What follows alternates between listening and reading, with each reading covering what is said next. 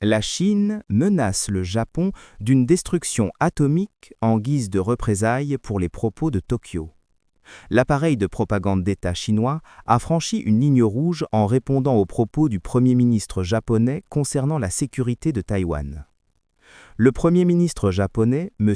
Takaichi, a déclaré qu'une attaque chinoise contre Taïwan constituerait également une menace pour la sécurité du Japon.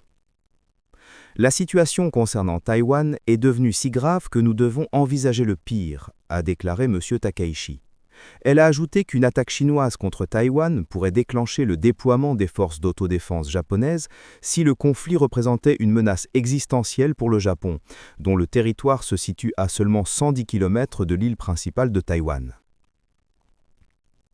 Un média chinois a ouvertement appelé à des frappes nucléaires contre le Japon, menaçant d'anéantir une nation entière pour avoir osé exprimer ses inquiétudes. Guansha, média en ligne contrôlé par le Parti communiste chinois, l'équivalent chinois de l'Observateur, a déclaré dans un article du 18 novembre que le Japon, sous la première ministre Sanae Takaichi, ressuscite son militarisme de manière irresponsable, selon la traduction anglaise de l'article.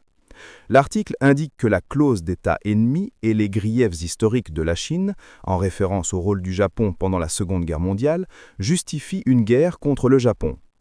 Nous n'avons aucun scrupule à lancer une guerre contre le Japon, et elle est également justifiable au regard du droit international, affirme l'article.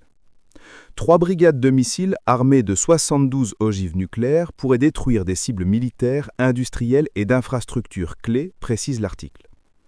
Il ne s'agissait pas d'un lapsus ou d'une remarque isolée, c'était une intimidation calculée. La Chine instrumentalise la peur, elle glorifie l'anéantissement tout en prétendant être pacifique. Une telle rhétorique révèle un régime obsédé par la domination et la punition. Le message de Pékin était clair, se soumettre ou périr. Un pays qui menace de génocide nucléaire sur la base de simples mots fait preuve d'une cruauté sans bornes. Si vous pensez que nos propos sont exagérés, consultez les sources ci-dessous, vous constaterez que notre article reflète une triste et dangereuse réalité. Sources et références. Global Times, China. State Media Commentary on Japan and Taiwan. Nikkei Asia. Coverage of Japan's foreign policy statements regarding Taiwan. The Guardian. Reports on Chinese media threats toward Japan. Reuters.